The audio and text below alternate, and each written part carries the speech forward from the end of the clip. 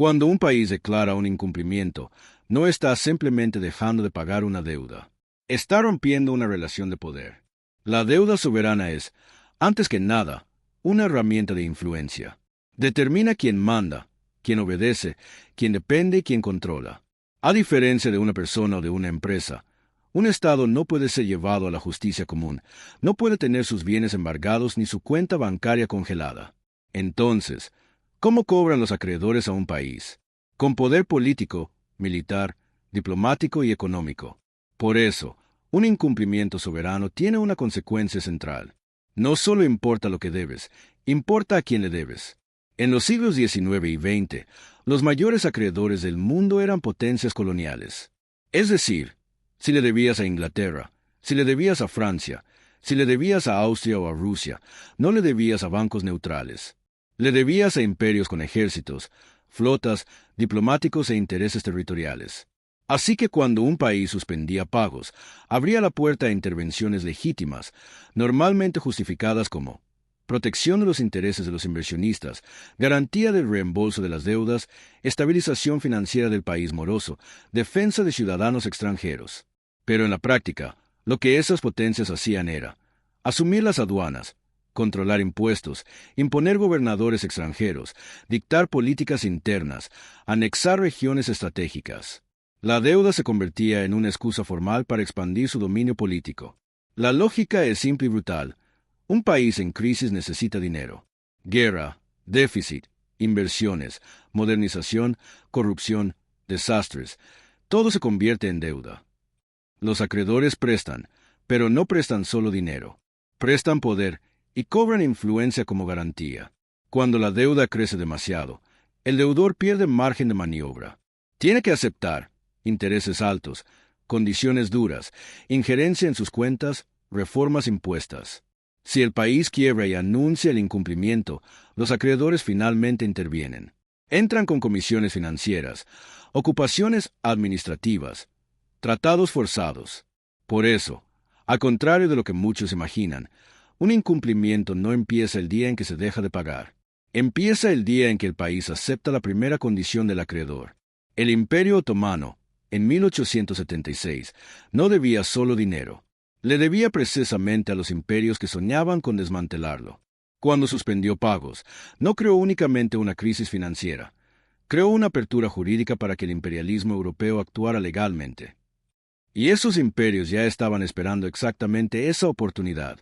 Pocos años después, instalaron la administración de la deuda pública otomana, que controlaba los ingresos del Estado, asumía impuestos estratégicos, dominaba las aduanas, influía en las políticas internas. Era como si una empresa extranjera de cobranza hubiera recibido las llaves de la tesorería del imperio. El Imperio Otomano no fue una potencia pequeña que simplemente decayó. Fue una de las estructuras políticas más duraderas de la historia. Sobrevivió a 4 eras de la humanidad: la medieval, la moderna, las revoluciones industriales y el inicio del siglo XX. Pero cuando llegó el siglo XIX, el mundo había cambiado más rápido de lo que el imperio podía acompañar. La deuda externa no fue la única causa de colapso, pero sí fue el gatillo que activó todas las fragilidades acumuladas. Durante 6 siglos, los otomanos fueron una de las superpotencias globales. Controlaron rutas comerciales entre Europa, Asia y África, dominaron el Mediterráneo oriental, gobernaron pueblos árabes, balcánicos, túrquico-anatolios y regiones del Cáucaso, derrotaron imperios como el bizantino y el mameluco, y fueron una de las fuerzas militares más poderosas del mundo. En el siglo XVI, bajo Solimán el Magnífico, alcanzaron su punto máximo: un ejército profesionalizado, los jenízaros, una administración centralizada, una élite burocrática eficiente, y la capacidad de proyectar poder a miles de kilómetros. Era, literalmente, uno de los imperios que definía el equilibrio global. Pero toda estructura de ese tamaño enfrenta un problema inevitable. Es más difícil adaptarse que crecer.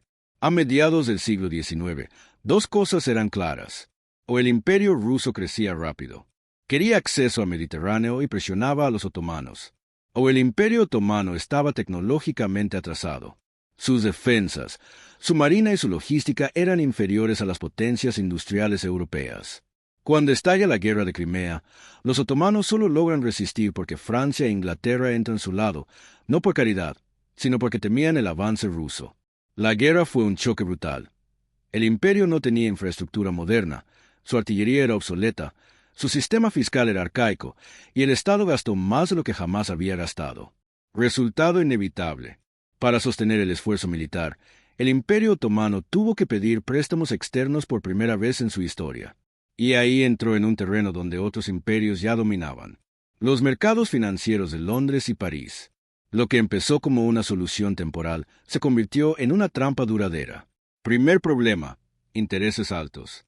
Los inversionistas europeos veían al imperio como arriesgado, así que cobraban intereses pesados. El sultán aceptaba, porque no tenía alternativa. Segundo problema: préstamos renovados. Después de la guerra, el imperio no volvió a una situación financiera estable. Se creó una dinámica viciosa. Tomaba un préstamo para cubrir otro, refinanciaba deudas antiguas, hacía reformas que costaban más de lo que recaudaba. Tercer problema: ingresos insuficientes. La economía otomana era mayoritariamente agraria y fragmentada. No tenía una base industrial capaz de competir con Inglaterra, Francia o Alemania. Mientras tanto, las importaciones crecían, los impuestos no alcanzaban, la corrupción era endémica, y las provincias periféricas buscaban autonomía. Cuarto problema: la adicción a la modernización financiada. El imperio intentaba alcanzar el tiempo perdido: ferrocarriles, modernización militar, telégrafos, reformas administrativas, obras públicas. Todo eso costaba caro, y se hacía con deuda externa. Así, lo que comenzó con la guerra de Crimea se volvió una dependencia crónica de los bancos europeos. Con cada nuevo préstamo, el imperio perdía más autonomía. La transición de soberano a deudor es casi siempre gradual e invisible, una serie de decisiones, concesiones y emergencias que, sumadas, llevan a un Estado a perder autonomía. A continuación desgloso ese proceso en tres partes: antes /diagonal transición /diagonal después, explicando los mecanismos políticos, económicos e institucionales que transforman el crédito en control. En un Estado relativamente soberano, el financiamiento público ocurre principalmente por medios internos, o impuestos y tributos, recaudación directa sobre ingresos, comercio, propiedad y consumo, o monopolios y rentas estatales, ganancias de servicios controlados por el Estado, por ejemplo, aduanas, salinas, o préstamos internos, emisión de bonos a inversionistas locales o uso de reservas, reequipamiento mediante reformas administrativas, modernización fiscal para aumentar eficiencia y legitimidad. Ventajas de este arreglo: autonomía política. El gobierno responde, en última instancia, a los habitantes que pagan impuestos, no a acreedores externos. O flexibilidad en la política pública, menos presión externa para ajustar ingresos o recortar gastos. O legitimidad. La recaudación y el gasto pueden debatirse internamente. Riesgos que el Imperio Otomano y otros enfrentaban en el siglo XIX.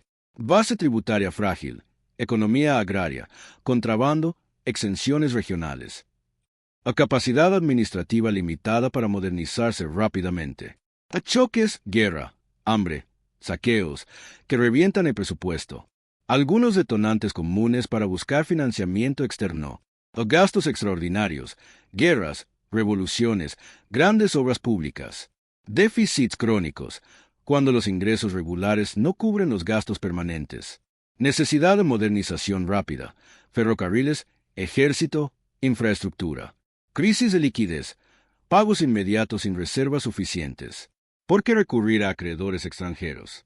Porque ellos ofrecen un mayor volumen de capital, acceso a mercados financieros consolidados, Londres, París, y una aparente solución rápida. Pero esos préstamos vienen con costos implícitos, o intereses más altos por el riesgo percibido, o condicionalidades políticas o administrativas, recomendaciones que se vuelven exigencias, o intermediarios financieros extranjeros con sus propias agendas, banqueros, gobiernos que garantizan los títulos. En el caso otomano, la guerra de Crimea y la necesidad de una modernización acelerada empujaron al imperio en esa dirección. Cuando la deuda externa crece y se vuelve recurrente, el Estado entra en un patrón de dependencia. Mecanismos institucionales de pérdida de soberanía. Refinanciamiento continuo. Tomar un nuevo préstamo para pagar el anterior. Rollover aumenta la vulnerabilidad frente a crisis de confianza. Servicio de la deuda prioritario. Los gobiernos empiezan a destinar gran parte de sus ingresos al pago de intereses y amortizaciones, reduciendo gastos en salud, seguridad e infraestructura. Comisiones y supervisores extranjeros. Los acreedores exigen supervisión directa, por ejemplo, comisiones de ingresos, consejos internacionales, lo que mina la autoridad del Tesoro local. Acceso a aduanas e ingresos directos. Los acreedores pueden exigir garantías específicas, como la recaudación aduanera, y el Estado pierde control sobre sus fuentes vitales de ingreso. Tribunales mixtos y privilegios legales. Extranjeros e inversionistas pueden obtener tratamiento jurídico especial, impidiendo la aplicación plena de la ley nacional. Efectos políticos y sociales. Pérdida de legitimidad del gobierno. Recortes en servicios o aumentos de impuestos para pagar acreedores abren espacio para oposición interna e intervención exterior. Reformas impuestas desde fuera. Ajustes fiscales estrictos, privatizaciones o cambios constitucionales pueden volverse condiciones del crédito. Crecimiento de facciones colaboracionistas. Élites beneficiadas por la relación con acreedores, comerciantes, grandes magnates, apoyan políticas favorables a intereses extranjeros. Riesgo de intervención directa. Cuando la incapacidad de pagar persiste, los acreedores, o sus gobiernos, pueden recurrir a presión diplomática, bloqueos, ocupaciones o la imposición de administraciones especiales. Piensa en la deuda como capital político, no solo financiero. Crea palancas que los acreedores y las potencias usan para influir en decisiones. A credibilidad y reputación. Un deudor frágil acepta condiciones para no perder credibilidad y esas condiciones moldean la política interna. Vínculos contractuales. Los contratos de préstamo pueden exigir garantías específicas, como prioridad sobre ingresos aduaneros. O intervención técnica. Envío de comisionados, auditores y administradores que reestructuran las finanzas locales según modelos extranjeros. Presión diplomática. Amenazas de embargo, apoyo a opositores internos, reconocimiento o deslegitimación de gobiernos. O dependencia económica. Inversionistas extranjeros comienzan a controlar sectores clave, infraestructura, empresas públicas y dictan prioridades de desarrollo. Al final, la deuda se convierte en una red de dependencia. El Estado sigue siendo soberano solo de nombre, pero sin capacidad real para decidir sobre sus finanzas, su defensa, su comercio y hasta su legislación. ¿Por qué la dependencia se instala sin ser percibida? A cambios graduales.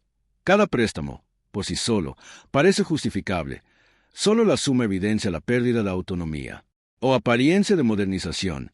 Reformas y obras financiadas pueden parecer beneficios inmediatos, ocultando los costos futuros. O intereses internos. Ciertas élites se benefician del vínculo con acreedores y bloquean reformas que fortalecerían la soberanía fiscal. A costo político de la reversión. Romper con los acreedores puede significar un choque económico inmediato. Pocos gobiernos tienen fuerza política para asumir ese riesgo. Revertir el proceso exige reformas profundas, ampliar la base tributaria, fortalecer la administración fiscal, renegociar la deuda, crear alternativas de financiamiento interno, todo políticamente y técnicamente difícil. Ha transformado de soberano en deudor. La trayectoria de soberano a deudor no es una simple falla técnica de contabilidad. Es una transformación en la relación de poder, del Estado que manda, al Estado que necesita, al Estado que obedece condiciones externas. En el caso otomano, esto significó que instrumentos financieros, préstamos, intereses, garantías, fueron usados, consciente o inconscientemente, como vectores de influencia política y territorial. La administración de la deuda, las comisiones extranjeras y el control de ingresos fueron pasos concretos que tradujeron la dependencia financiera en pérdida de soberanía política. 1853-1876, la armadillo de deuda otomana. Entre la Guerra de Crimea y el incumplimiento de 1876, el Imperio Otomano entró en una trayectoria que, a primera vista, parece solo mala gestión financiera, pero que en realidad es un caso clásico de trampa de deuda, donde cada solución genera un problema aún mayor. Ese periodo de 23 años es el corazón del colapso, es donde el imperio intercambia soberanía por capital, reformas por dependencia y futuro por supervivencia inmediata. Después de 1853, el comportamiento financiero otomano asumió un patrón típico de estados en colapso fiscal. Deudas de emergencia para pagar guerras.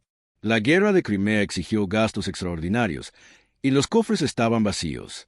Primer préstamo externo abre la puerta al mercado financiero europeo. Refinanciamiento continuo. Los primeros préstamos tenían intereses altos y plazos cortos. Cuando vencían, el imperio no tenía caja para pagar, tomaban nuevos préstamos. Era una especie de tarjeta de crédito imperial. Pagas una deuda pequeña ahora, creando una deuda mucho más grande después. Crecimiento exponencial de la deuda. Entre 1854 y 1876, la deuda externa otomana aumentó más de 10 veces. Pero los ingresos fiscales no siguieron el mismo ritmo. Ese desajuste crea el mecanismo fatal. Entre más se pide prestado, más caro se vuelve pedir prestado.